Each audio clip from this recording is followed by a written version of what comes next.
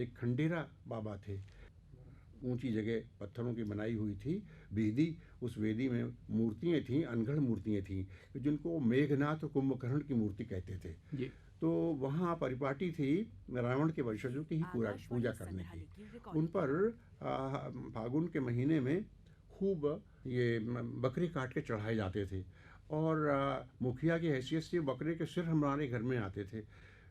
ये नियम था। फिर वो बांट दिए जाते थे लोगों को। तो फिर पिता के वक्त से ही, और उसके बाद जब 1920 और 21 का non violent non cooperation movement सहयोग, शांतिमय सहयोग आया, तब ये बकरे कटने बंद हो गए। उसकी जगह नारियल चढ़ाए जाने लगे। फिर एक त्यौहार होता था जब सारी गायों को नहला धुला करके उनकी पूजा करके उनको खड़ा किया जाता था, और गोपाष्टमी के दिन, और अहीर लोग अपनी गायों को लेकर के नाचते हुए चारों तरफ फिरते थे, उनको इनाम वगैरह दिया जाता था। एक त्यौहार होता था जिसको कहते थे वो नारबोध। तो बच्चे नारे लगाते थे, ईड़ा बीड़ा काट के खटकीरा ले जा रहे नारबोध, बुखार और जूड़ी वगैरह ले जा रहे नारबोध। तो नारबोध एक ऐसा कुल काल्पनिक शक्ति थी जो लोगों की मुसीबतों को, लोगों की बीमारियों को, लोगों की मुश्किलों को हल करने वाला होता था। एक लोक विश्वास का आधार था वो नारबोध जो थे। तो नियम के मुताबिक हमारे पिताजी ही जाते थे और सब जगह होली की अग्नि प्रज्वलित करते थे, और सब लोग फिर उनके यहाँ आते थे और आकर के जलपान वगैरह कराया जाता था। अच्छा, शादी ब्याह वगैरह कैसे होते थे? शादी ब्याह वहाँ के गोंड भाई बहनों की शादियाँ होती थीं, तो वो लड़कियाँ निकलती थीं और सब जगह जाके नाचती फिरती थीं और कहती थीं गोरी सी भाभी लइयो भैया दूर मत जइयो। इस तरह के गाने बहुत से उन्होंने बना रखे थे, वो हम लोग बचपन में सुनते थे। कुछ वन्य सामग्री भी लोग लाते थे, जैसे चिरौंजी होती थी, कुछ और भी बहुत सी चीज़ें होती थी जो वहाँ की विशेषता थी। गुजरी बाज़ार शाम को लगती थी, उसी में ये चीज़ें बिकती थी। अच्छा, बाजार हाट हफ्ते में तो एक दिन लगता रहा होगा? हाँ, बाजार हाट लगता था, और वैसे हर शाम को गुजरी लगती थी। गुजरात में भी गुजरी कहते हैं उसको, वहाँ भी गुजरी कहते थे उसको, उस बस्ती को, जो शाम को बाज़ार जो लगता था। वैसे हमको हफ्ते में 2 पैसे मिला करते थे, एक सप्ताह में 2 पैसे, उससे हम जो चाहे ख़रीद सकते थे। तो 1 पैसे में एक पाव भर चना आ जाता था, भुना हुआ चना आ जाता था। वो 2 पैसे ही बहुत उनकी कीमत होती थी उनकी। तो इस तरह एक ऐसा अच्छा जीवन वहाँ था उस ग्राम का, कि इस तरह से मेरी वहाँ की पढ़ाई समाप्त हुई। वहाँ की पढ़ाई समाप्त होने के बाद फिर मैं छिंदवाड़े में आ गया। बीच में मेरी बहन सतना में रहती थी, उन्होंने मुझको वहाँ बुला लिया। प्राइमरी कक्षा की पढ़ाई पूरी होने से पहले ही वहाँ मैं गया। वहाँ से फिर आकर के मैं छिंदवाड़ा आया, और छिंदवाड़ा से फिर नागपुर चला गया महाविद्यालय में पढ़ने के लिए। वहाँ से मैंने हाई स्कूल की परीक्षा पास की, इंटर की परीक्षा में आया। तो उसी वक्त चूँकि लोकमान्य तिलक वहाँ आए थे, उनकी मीटिंग में मैं चला गया, नागपुर में उनकी मीटिंग सभा में चला गया। उसका परिणाम ये हुआ कि मुझको 2 वर्ष के लिए फिर सरकारी कॉलेजों से निष्कासित कर दिया गया। क्या अवस्था थी उस वक्त? उस समय मेरी अवस्था थी करीब 14 वर्ष की, बाल्यावस्था, तरुणावस्था। जी हाँ। रिजले सर्कुलर एक निकला था, उस रिजले सर्कुलर के मुताबिक उन्होंने कि जो भी राजनीति में भाग लेगा तो लोकमान्य तिलक की मीटिंग में शामिल होने का नतीजा ये हुआ कि राजनीतिक कार्रवाई मान ली गई। उसके बाद मैंने दादी से कहा, वो मेरे साथ थी नागपुर में, तो मैंने कहा इस तरह मुझको तो निष्कासित कर दिया गया। कहते बहुत अच्छा हुआ, इस पर क्या परेशानी की बात है, मुझको तो अच्छा नहीं लगता है तुम सरकारी कॉलेजों में पढ़ते हो। तो उनसे प्रोत्साहन मिलता रहा? उनसे मेरा बहुत बराबर प्रोत्साहन मिलता था। मेरी माँ तो बेचारी बहुत सीधी थी, और नाम उनका जाह्नवी था, और मेरी दादी का नाम सुलक्षणा था। तो उनको लोग जाना कहते थे जाह्नवी की जगह। माँ कहाँ से आई थी? माँ का भी एक अच्छा एक इतिहास है। उनके परिवार ने भी 1857 में बड़ा भाग लिया। तो हमारे नाना काशीनाथ तिवारी जो थे, युद्ध में मारे गए 1857 के। तो अपने अपने उनका एक हमारी माँ थी और उनका एक और भाई था, इन दोनों को वो रायपुर के ठाकुरों के सुपुर्द कर गए कि ये बच्चे हैं, इनका लालन पालन तुम ही करना। उन्होंने ठाकुरों ने इतना अच्छा उनका लालन पालन किया कि हमारी माँ की शादी उन्होंने अपनी बेटी की तरह हमारे पिता से की, तो और वही संबंध उन्होंने हमारे साथ रखा। अच्छा, तो माँ के पूर्वज भी उत्तर प्रदेश से ही वहाँ गए थे? उत्तर प्रदेश सही है, माँ तो रायपुर गई थी, माँ के पूर्वज तो यहाँ थे। माँ के हमारे पूर्वज का पंडित काशीनाथ तिवारी जो हमारे नाना थे, वो भी यहीं 1897 लड़ाई मारे गए थे, कानपुर में ही। कानपुर में मारे गए? कानपुर में मारे गए थे। उसके बाद वो लोगों को, हाँ, रायपुर के ठाकुरों, नरवल के पास रायपुर है, वहाँ के ठाकुरों ने माँ की शादी की अपनी बेटी की तरह, और उसी तरह से दहेज दिया, और उसी तरह से हमारे पिता का स्वागत किया कि घर का जमाई है ये। एक ऐसा संबंध लोग निभाते थे उस वक्त कि आश्चर्य होता है आज तो। पांडे जी, आपका जो बयान उस समय का है उसको सुन के मुझे ऐसा लगा कि उस समय एक संक्रमण काल की स्थिति थी। एक तो 57 के ये युद्ध के बाद, और फिर ब्रिटिश सत्ता को और जम जाने के बाद आंदोलन शुरू हुए। जब आपको बोध हुआ तो उस समय अगर हमारे समाज में इस प्रकार के सामाजिक बोध का उत्तरदायित्व लोगों में न होता तो आपका क्या विचार है कि क्या वो उन परिस्थितियों का सामना उतने सक्रिय रूप से, उतने प्रभावकारी ढंग से किया जा सकता था जैसा कि आज के सामाजिक बोध को देखते हुए हम कल्पना कर रहे हैं? आज समाज की स्थिति कुछ दूसरी हो गई है। आज आदमी कुछ स्वार्थी हो गया है, अपनी ही बात सोचता है। पहले लोग, एक सामाजिक कल्पना थी, दायरा था, उस सबकी बात सोचते थे, सर्वहित, सबका हित ध्यान में रहे, इस तरह से चीज़ों को देखते थे। आज वो स्थिति नहीं है, लेकिन उस समय एक आस्था थी, बहुत बड़ी आस्था थी, धर्म के प्रति भी आस्था थी। आज धर्म के प्रति अंधविश्वास है, उस वक्त धर्म के प्रति आस्था थी, जागृत आस्था थी, और वो आस्था बल देती थी लोगों को हर तरह की मुसीबतें सहने के लिए, और अच्छा काम करने की, एक अच्छा दूसरे काम करने के लिए भरोसा भी करते थे लोग। आज यानी गांव में कहीं कोई बुरी निगाह से किसी लड़की को, गांव की लड़की को देख ले तो सारा गांव के खड़ा हो जाता था। कहीं कोई चोरी या कोई इस तरह की चमारी हो जाए तो लोग कहते थे कि भाई कैसे हो गया ये, इस गांव के भीतर ये कैसी चीज़ हो गई, सारा गांव उसमें तल्लीन हो जाता था। वो स्थिति एक जिसको कहते आत्म स्वावलंबन भी था और ग्राम स्वावलंबन भी था, तो वही आधारशिला बने गांधी जी की अर्थनीति के। उसके बाद तो फिर मैंने अपनी दादी से कहा कि मैं क्या करूं, अब यहाँ से तो 2 वर्ष मैं कहीं पढ़ नहीं सकता। तो उन्होंने ही मुझको सब पूछ पाछ के कहा कि तुम, मिसेस एनी बेसेंट ने एक खोल रखा थियोसॉफिकल इंस्टीट्यूट, एजुकेशन इंस्टीट्यूट, वहाँ चले जाओ। तो मैं मद्रास चला गया। नागपुर से मद्रास चला गया मैं। मद्रास में कुछ ऐसा हुआ कि एक तो तमिल भाषा का ज्ञान मेरा नहीं था, और कुछ मिसेस बेसेंट लोकमान्य तिलक के विरुद्ध भावना रखती थी, वो भी मुझको अनुकूल नहीं जचा। लेकिन मैं क्या करूं, उनका जो दीक्षांत समारोह हुआ वर्षांत में, तो वहाँ गुरुदेव रविन्द्रनाथ ठाकुर पधारे, वो उसके चांसलर थे उस संस्था के। उनसे मैंने अनुरोध किया कि क्या मैं शांति निकेतन आ सकता हूँ, तो उन्होंने मुझे अनुमति दे दी कि हाँ तुम आ सकते हो। तो उनकी अनुमति मिलने के बाद मैंने दादी को सूचना दी कि इस तरह से मैं शांति निकेतन, उन्होंने मुझको आने का स्वीकृति दे दी है, तो मैं जाना चाहता हूँ। उनकी अनुमति मिल गई तो फिर मैं चला गया शांति निकेतन। शांति निकेतन में वहाँ जा कर के गुरुदेव के संपर्क में जो मैं आया, और उनकी हर बृहस्पतिवार को उनका प्रवचन होता था जब वो रहते थे वहाँ पर। जब बाहर चले जाते थे विदेश यात्रा पर, वहाँ से लौटते थे, तो फिर उनके प्रवचन, हम लोग उनके चरणों में जाके बैठते थे, उनका प्रवचन सुनते थे। तो उन प्रवचनों के सुनने के बाद एक स्वदेश की कल्पना, स्वदेश भक्ति की कल्पना एक दूसरे तरह से मेरे सामने आई। और तब ये विचार हुआ कि नहीं, क्रोध करने से या किसी की हत्या कर देने से मामला बनेगा नहीं।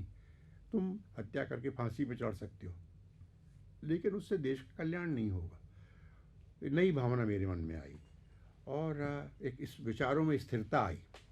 और तब उसके बाद फिर मैं गया नागपुर, अपने कुछ विद्यार्थियों के साथ, साथियों के साथ नागपुर गया।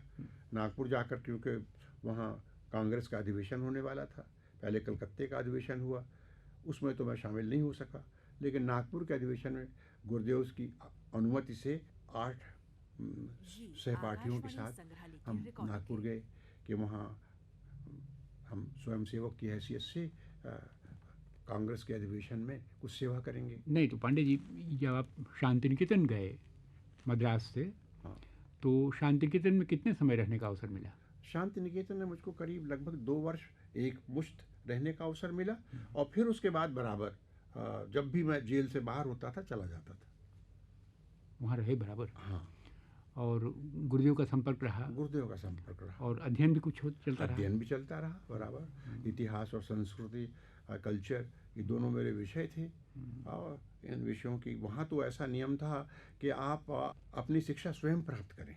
शिक्षा वहाँ थोपी नहीं जाती थी। बिल्कुल। शिक्षा अंदर से, ऊपर से, हृदय से निकलती थी। हमें पूरी अनुमति होती थी कि हम पुस्तकालय में जा कर के जो खोज हमें करनी है वो पुस्तकों के वो खोज करके हम अपने निबंध लिखें, और अगर कोई कठिनाई होती थी तो अपने प्रोफेसर से जाके पूछते थे। आचार्य क्षिति मोहन सेन हमारे प्रिंसिपल थे वहाँ के, और वैसे आचार्य नंदलाल बाबू भी, मास्टर मोशाय, वो भी वहाँ थे, और एंड्रूज भी वहाँ पर थे, पियर्सन भी वहाँ थे कुछ समय के लिए। तो वहाँ का वातावरण बिल्कुल एक अंतर्राष्ट्रीय वातावरण जैसा था। और गुरुदेव भी बड़े विनोद प्रिय थे। मुझको याद है कि हम लोग बैठे हुए थे तो एक सज्जन आए, और आकर के, मुसलमान सज्जन थे वो, तो आकर के उन्होंने कहा, पूछा क्या नाम इनका? कहले मखदूम हुसैन। तो गुरुदेव ने कहा, जथा मुखे दुम जथा नाम तथा गुण।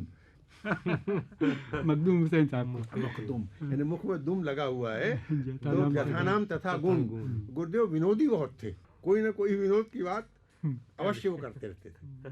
तो लेकिन बड़ा भव्य वातावरण वहाँ रहता था। अच्छा, और हर प्रांत के लोग रहते थे। गुरुदेव के जो बड़े भाई थे, दादा बड़ौदा द्विजेंद्रनाथ ठाकुर, उनकी तो ये हालत थी कि बिल्कुल ऋषि की तुल्य। चिड़ियाँ उनके ऊपर, सिर के ऊपर बैठती थीं आकर के, और उड़ती थीं, बैठती थीं और उड़ती थीं। यानी चिड़ियों को भय नहीं था उनसे, इतने भय मुक्त निशंक भाव था। यानी वो सचमुच एक ऋषि की तरह वो थे। वहाँ का सारा बात परिवेश था वैसा था। तो नागपुर में आया। नागपुर आकर के हम लोगों ने, हमारे सुपुर्द काम दिया गया कि चूँकि हम शांति निकेतन से हम लोग गए थे, तो हमारे सुपुर्द दिया गया कि तुम नेहरू परिवार की देख रेख में रहो। ये कांग्रेस अधिवेशन के समय? कांग्रेस अधिवेशन के समय नेहरू परिवार की देख रेख में रहे हम लोग। तो तब तो हमें कोई ज्ञान नहीं था ज़्यादा, लेकिन वहाँ आपस में चर्चा होती थी। देशबंधु दास भी आए, लाला लाजपत राय भी वहाँ आते थे, पंडित मोतीलाल जी से बातें होती थी, मालवीय जी भी।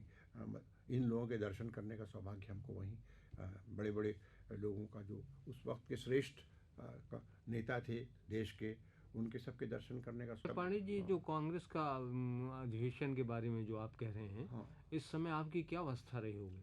उसमें हमारी अवस्था कोई 14.5 वर्ष की थी। 14.5 वर्ष की? हाँ।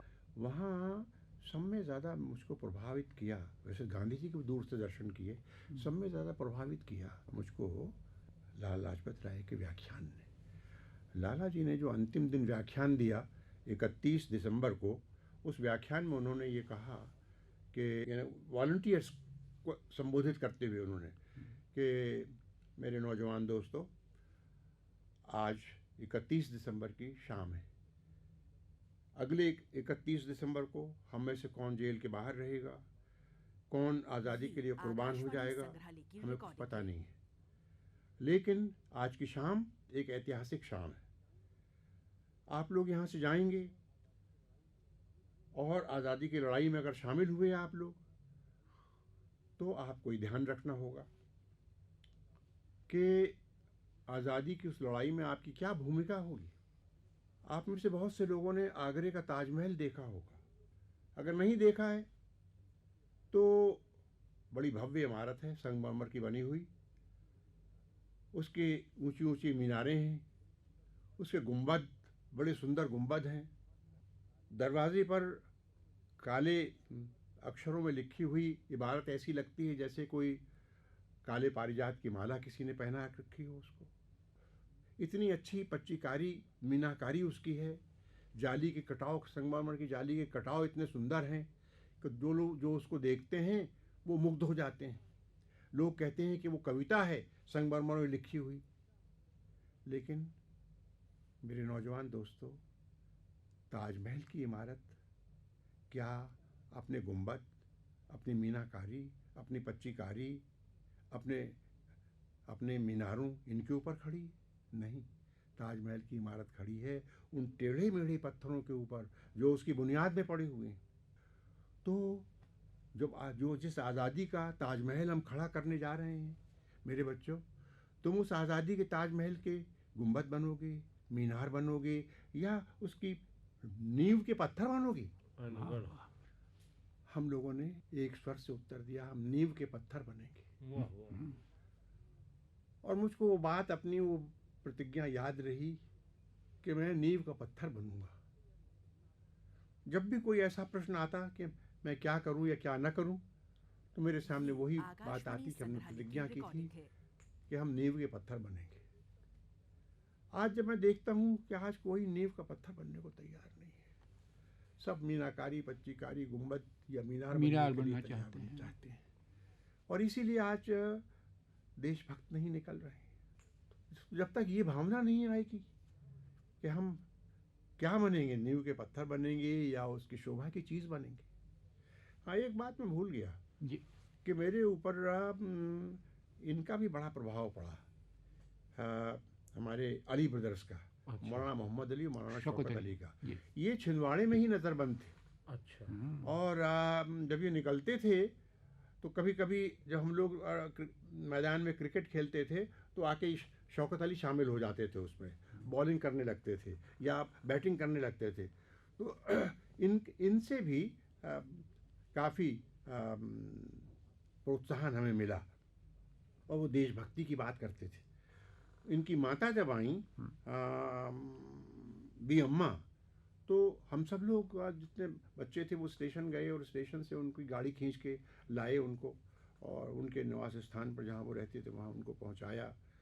और उस वक्त तो ये भी गाना चल पड़ा था, बोली अम्मा मोहम्मद अली की जान बेटा खिलाफत पे दे दो। तो ये गाना बहुत प्रचलित हो गया था। तो जब उन्होंने हमको देखा, मौलाना मोहम्मद अली शौकत अली ने, वहाँ पर नागपुर की कांग्रेस में, तो उन्होंने कहा तुम यहाँ आए हो, बहुत अच्छा लगा, हाँ तुमको भी आज़ादी की लड़ाई में शामिल होना है। मैंने कहा कि देखिए जैसा मौका मिलेगा तो भव्यता बनती जा रही थी। तो इस तरह से हमारी भूमिका रही। फिर मैं वापस चला गया शांति निकेतन। वहाँ से शांति निकेतन गया तो शांति निकेतन में जा कर के 3-4 महीने वहाँ रहा और फिर वापस आया छिंदवाड़ा। जो वापस आया तो उस वक्त गांधी जी का चक्कर लगा एक वहाँ। तो छिंदवाड़े में उन्होंने वकीलों से कहा कि आप छोड़ दीजिए वकालत। तो मुझको याद है कि एक वहाँ उमाकांत बलवंत घाटे सीनियर वकील थे, उन्होंने अपनी वकालत छोड़ी। शांताराम मांजरेकर ने अपनी वकालत छोड़ी।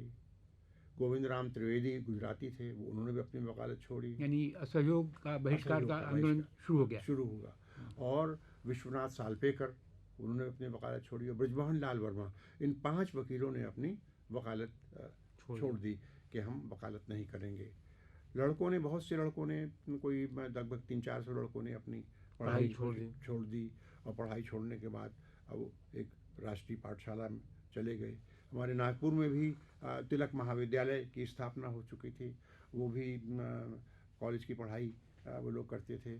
तो इस तरह से एक वातावरण पूरे देश में बनता जा रहा था। और चारों तरफ गांधी जी के भाषण बड़े संक्षिप्त होते थे कि ये शैतानी सरकार है, इस सरकार को हमको अपना सहयोग नहीं देना है और हम जितनी जल्दी हम चाहेंगे कि सरकार यहाँ से जाए।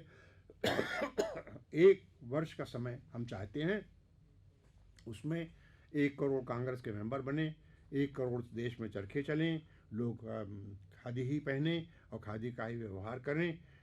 छोटा सा भाषण, 5-7 मिनट का भाषण होता था, छोटे छोटे वाक्यों में। और लोग एक बड़ी श्रद्धा के साथ उस भाषण को सुन करके वो वापस जाते थे। मैं फिर उसके बाद चला गया शांति निकेतन। उस वक्त तक विश्व भारती नहीं बनी थी, तब शांति निकेतन ही था। विश्व भारती तो 1922 में बनी।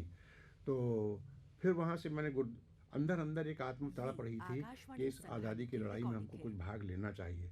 तो फिर पहुँचा मैं गुरुदेव से एक पत्र लेकर के कि मैं गांधी जी के आश्रम में थोड़े दिन रहना चाहता हूँ और वहाँ अनुभव प्राप्त करना चाहता हूँ कि सत्याग्रही कैसे बनता है और क्या उसको करना पड़ता है। तो गुरुदेव ने एक पत्र मुझको दे दिया। मैं उस पत्र को लेकर फिर अहमदाबाद पहुँचा। अहमदाबाद पहुँच करके मैं साबरमती, तब तो अहमदाबाद से साबरमती बड़ा सुनसान था, अब तो बिल्कुल पूरा भर गया है। आप जाके देखें, आप तो साबरमती और अहमदाबाद में कोई अंतर नहीं रह गया, सारी बस्ती इधर से उधर तक फैल गई है। तब बड़ा सुनसान सा था। तो वहाँ पहुँचा। 2 दिन वहाँ ठहरने के बाद तब गांधी जी किसी दौरे से वहाँ वापस आए थे। तो मैंने उनको अपना पत्र ले जा करके दिया, गुरुदेव का पत्र देखा। उन्होंने सिर से पैर तक मुझको देखा। अच्छा, तो तुम आश्रम का जीवन जीने के लिए आए हो, कुछ समय, कितने समय तक रहोगे? तो मैंने कहा कि मैं सोचा तो है 6 सप्ताह या 8 सप्ताह तक रहूँगा यहाँ। अच्छा, तुम ब्राह्मण हो? मैं ज़रा चौंका उनकी इस बात से कि मैंने कहा कि हाँ, ब्राह्मण परिवार में मेरा जन्म हुआ है। कहने लगे हम ब्राह्मणों को एक विशेष काम देते हैं यहाँ पर, करोगी? मैंने कहा करूँगा। पूछा नहीं कौन सा काम? तो मैंने कहा जो काम मिलेगा मैं करूँगा। तो ठीक है। तो बुलाया उन्होंने मगनलाल गांधी को। मगनलाल गांधी आश्रम के व्यवस्थापक थे। तो उनको बुला कर कहा कि ये लड़का आश्रम में रहना चाहता है, तो इसके रहने का, खाने पीने का प्रबंध कर दो, और कल से इसको पाखाना साफ करने का काम आश्रम के ये दे दो इसको। वो काम मुझको दूसरे दिन से मैं लग गया उस काम में। फिर मुझको ऐसी भावना आई कि गांधी जी अगर सत्याग्रही का जीवन मुझको जीना है तो वो चाहते ये हैं कि मेरे अंदर कोई ब्राह्मणोचित गर्व की भावना अगर कोई हो, सुपर कॉम्प्लेक्स मेरे अंदर कोई हो, तो वो नष्ट होना चाहिए। वो जब तक नष्ट नहीं होगा तो मैं उनके सत्याग्रह के काम का नहीं रहूँगा। तो मैंने अपने मन को कहा कि भाई ये काम तुमको करना है, इस तरह से तुम काम करो। तो वो उसी काम में फिर मैं वहाँ लगा। दूसरे वक्त में चरखा चलाना, रुई धुनना और खादी की प्रक्रिया की जो और चीज़ें थीं उनको भी देखता था मैं, और आश्रम के उसमें शामिल होता था, प्रार्थना में शामिल होता था। तो आश्रम में सारा काम लोग अपनी मर्जी से, अपनी खुद ही, वहाँ श्रम के ऊपर बड़ा जोर था, श्रम के साथ साथ और चीज़ें भी। तो इस तरह से आश्रम का जीवन मैंने पूरी निष्ठा के साथ निभाया। फिर गांधी जी से मैंने पूछा कि मेरा कार्य तो पूरा हो गया, अब मुझे क्या आज्ञा होती है? कहने लगे तुम ऐसा करो, यहाँ आश्रम में तुम्हारे रहने की ज़रूरत नहीं है, मैंने सुन लिया है। वो बीच में चले गए थे, फिर वापस आए थे। तो तुम नागपुर चले जाओ और नागपुर जा कर के वहाँ हिंदू मुस्लिम एकता और अस्पृश्यता निवारण, ये 2 काम करो, और जब अवसर आएगा तो फिर उसमें तुम शामिल होना, आज़ादी की लड़ाई में शामिल होना। मैं वहाँ नागपुर चला आया। अच्छा, असहयोग आंदोलन इस वक्त स्थगित हो गया था? नहीं, चल रहा था, खूब चल रहा था, अभी तो शुरू ही हो रहा था। हाँ, तो असहयोग, वहाँ कैफियत ये थी कि पंडित सुंदरलाल वहीं रह गए थे। गांधी जी ने उनको विशेष रूप से मध्य प्रदेश में काम करने के लिए भेजा था, क्योंकि वहाँ डॉक्टर मुंजे और लोकमान्य तिलक के और जो साथी थे वो गांधी जी के कार्यक्रम के विरुद्ध थे, इसीलिए उनको वहाँ भेजा। अर्जुन लाल जी सेठी को भेजा, महात्मा भगवान दीन को भेजा, और राधा मोहन गोकुल जी को भेजा कि ये मध्य प्रदेश में दौरा करें, मध्य प्रदेश में असहयोग की भावना को फैलाएं। तो पंडित सुंदरलाल जी गिरफ्तार हो गए, उनको साल भर की सज़ा हो गई। अर्जुन लाल जी सेठी को और महात्मा भगवान दीन जी, इन दोनों को 1.5 बरस की सज़ा, सिवनी में गिरफ्तार हुए ये, इनको 1.5 बरस की सज़ा हो गई। उसके बाद फिर वहाँ एक बड़ा अच्छा समूह था, डॉक्टर खरे, डॉक्टर चोलकर, डॉक्टर हेडगेवार, जो राष्ट्रीय स्वयंसेवक संघ के संस्थापक हैं। वो पहले कांग्रेसमैन थे, बड़े कट्टर कांग्रेसमैन थे। तो इन लोगों का अच्छा दल था, जो उनके साथ नहीं था मुंजे के, बल्कि गांधी जी के साथ था, और ये बराबर उनका काम करते जाते थे। तो इस तरह से उन्होंने वहाँ गांधी जी के काम को आगे बढ़ाया। फिर उसी सिलसिले में मुझको भी एक जुलूस में गिरफ़्तार किया गया, मगर चूँकि मैं बहुत नाबालिग था अभी, तो इस वजह से बहुत दिन तक उन्होंने, करीब 2 महीने तक मुझको हिरासत में ही रखा, जेल की हिरासत में। और उसके बाद फिर क्या करें इस लड़के का, यही पूछते रहे वो, कुछ निश्चित नहीं कर पाते थे कि सज़ा दें, मुकदमा चले इस पे, क्या हो, क्योंकि ये तो नाबालिग है ये। तो इन लोगों के संपर्क में बहुत आया मैं, और लोग तो वहाँ नहीं थे, डॉक्टर हेडगेवार और डॉक्टर खरे वहाँ पर थे, डॉक्टर चोलकर और डॉक्टर प्राणपे। तो इन लोगों से बहुत बहुत बातें हुई। फिर दोबारा मुझको जब झंडा सत्याग्रह हुआ, तो फिर वहाँ जेल जाने का मौका मुझको मिला।